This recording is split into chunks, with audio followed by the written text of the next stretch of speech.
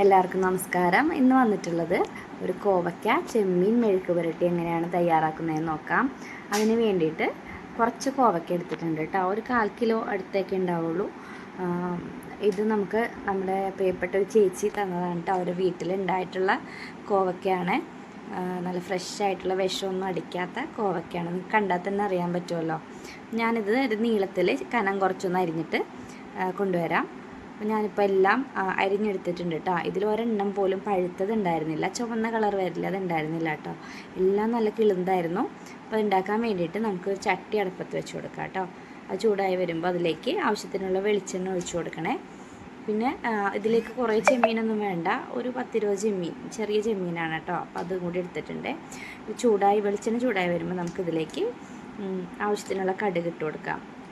അതിന് ശേഷം ഉള്ളി, ഒരു 5-8 അല്ലി ഉള്ളിയും അതേപോലെ 2 കഷ്ണം വെളുത്തുള്ളി, പിന്നെ ഉണക്കമുളക് എൻ്റെ കയ്യിൽ കുറച്ചുണ്ടായിരുന്നുള്ളൂ, 2-3 ഉണ്ടായിരുന്നുള്ളൂ, അത് ഇട്ടിട്ടുള്ളൂ. നിങ്ങൾ അധികം ചേർക്കുക കേട്ടോ. ഞാൻ പകരം ഇതിൽ മുളക് പൊടി ചേർക്കുന്നുണ്ട്.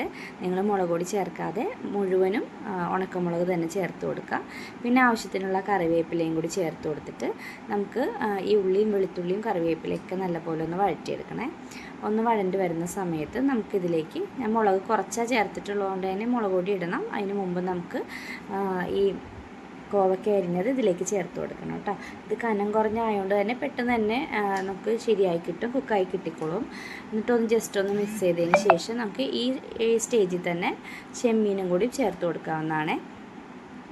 കഴുകി വെച്ചിട്ടുള്ള ചെമ്മീനും കൂടി ഇട്ട് കൊടുക്കാം. ചെമ്മീൻ ഇട്ടതിന് ശേഷം നമുക്ക് ഇതിലേക്ക് കുറച്ച് മുളക് പൊടിയും കൂടി ചേർത്ത് കൊടുക്കാം. ഒരു കളറും കിട്ടും. പിന്നെ എരിവ് ഇതിൽ കുറവാണ്, ഓൾറെഡി ഞാൻ കുറച്ച് ഉണക്കമുളക് ചേർത്തിരിക്കുന്നതുകൊണ്ട് തന്നെ എരിവ് കുറവാണ് കേട്ടോ. അപ്പോൾ ഞാൻ മുളക് പൊടി, മഞ്ഞൾപ്പൊടി, ആവശ്യത്തിനുള്ള ഉപ്പും കൂടി ഇതിലേക്ക് ചേർത്ത് കൊടുക്കും. അപ്പോൾ ചെമ്മീൻ ഇപ്പോൾ ഞാൻ ഇടുകയാണ്. ചെമ്മീൻ ഇട്ട് കൊടുത്തിട്ടുണ്ട്. ചെമ്മീൻ ഇട്ടിട്ട് അതിൻ്റെ വെള്ളം ഒന്ന് വലിഞ്ഞു വരില്ലേ, ജസ്റ്റ് ഒന്ന് വഴറ്റി കൊടുത്തിട്ട് അതിൻ്റെ വെള്ളം ഇറങ്ങി വരുന്ന സമയത്താണ് നമ്മൾ പൊടികൾ ചേർത്ത് കൊടുക്കേണ്ടത് കേട്ടോ. അപ്പോൾ രണ്ടും കൂടി കിടന്ന് കുക്കായി കിട്ടിക്കോളും. ഇതിലേക്ക് വെള്ളം ഒന്നും ഒഴിക്കേണ്ട ആവശ്യമില്ല, ചെമ്മീനിൽ തന്നെ ആവശ്യത്തിനുള്ള വെള്ളം ഉണ്ടാവും.